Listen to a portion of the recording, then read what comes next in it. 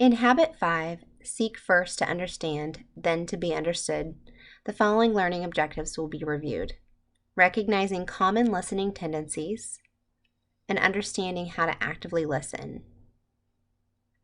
If you're like most people, you probably seek first to be understood. You want to get your point across.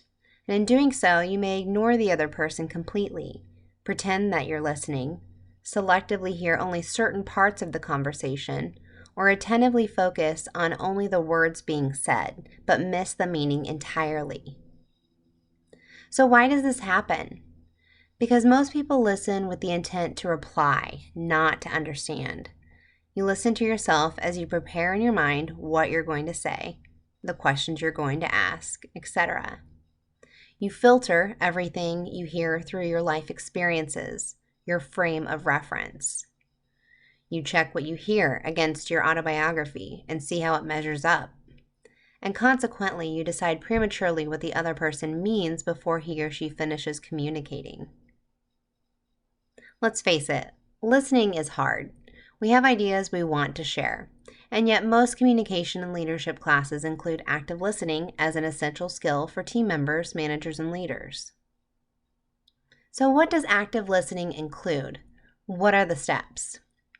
If passive listening is defined as passively accepting information, then active listening is defined as listening that is engaged, responsive, and interactive.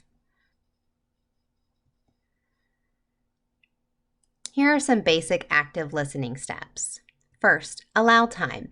This is the most significant barrier to active listening. It takes time to really listen, acknowledge, process, test understanding, and respond.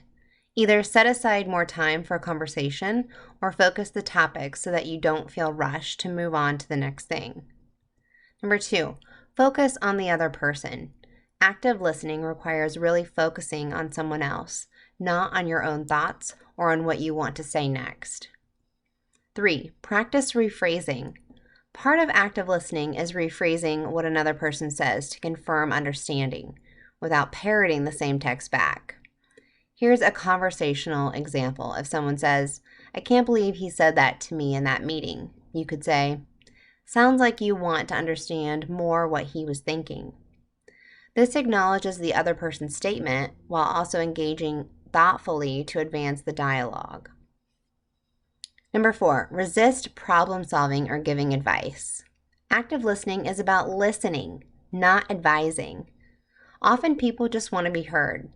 Offering advice too soon can lead to resistance, so let the person find out their own way by helping them process without problem solving. Number 5, ask open-ended questions. Here are some examples. What else do you think about? Fill in the blank. What other thoughts do you have about this? Or just keep going, you're doing a good job processing or explaining this. This encourages the person to continue without driving the dialogue. Number 6, wait to be invited. You may be ready to give your 2 cents in the middle of another person's story. Don't. Wait to be asked for advice or suggestions before you give it. Active listening requires time, patience, and the belief that the other person has insights that are worth waiting for. Remember, no one conversation needs to resolve all issues or answer all questions. Listening now can provide useful insights for actions tomorrow. So challenge yourself. Here's a few ways to get yourself in the habit of seeking first to understand. First, next time you're watching 2 people communicating, cover your ears and watch. What emotions are being communicated that might not come across through words alone? Was one person or the other more interested in the conversation? Write down what you noticed. And number 2, next time you give a presentation, root it in empathy. Begin by describing the audience's point of view in great detail. What problems are they facing? How is what you're about to say offering a solution to their problems?